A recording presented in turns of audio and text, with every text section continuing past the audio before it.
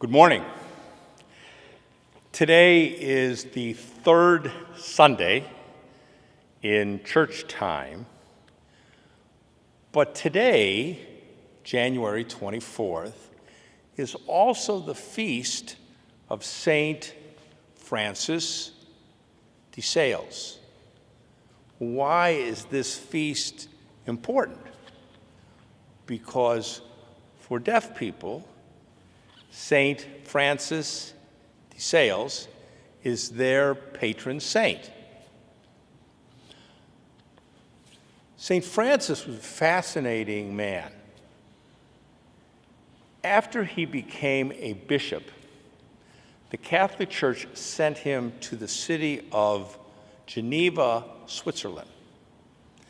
At that time, 400 years ago, that city was filled with people who were against the Catholic Church. Many people had grown up Catholic and then they left the church. Other people said, I hate the Catholic Church, I don't believe in the Catholic faith, whatever.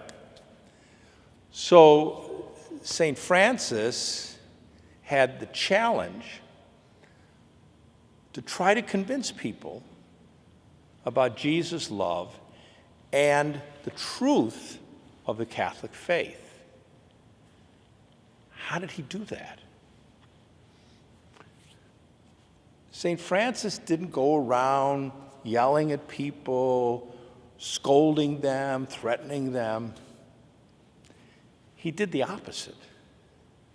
St. Francis did everything in his life with great kindness and patience and love. And people began to see that and think, why is he doing that? And St. Francis would say, well, my faith, my Catholic faith. And so, over many years, more and more people left the old way and joined or rejoined the Catholic Church. So why am I telling you this story? If you think about the readings today, the first reading is the story, and we know this story about a man who lived a long time ago named Jonah.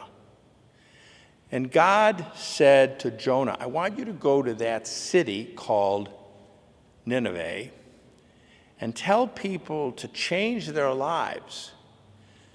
And Jonah said to God, wait, they're not Jewish. They are against the Jewish religion. I'm going to go and tell them to change their lives? And God said, go and do what I ask you to do. And we know that Jonah eventually got there, and after his preaching, the people changed. Second reading today is St. Paul. He's writing to people who are already Christian.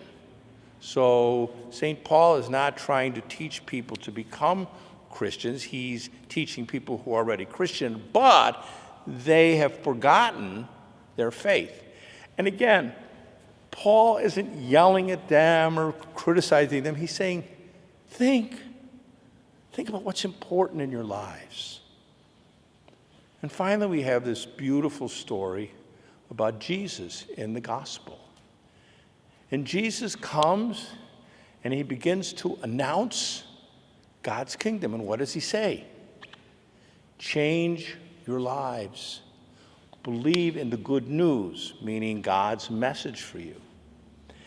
And then later, Jesus sees the first apostles. We know they're the first apostles.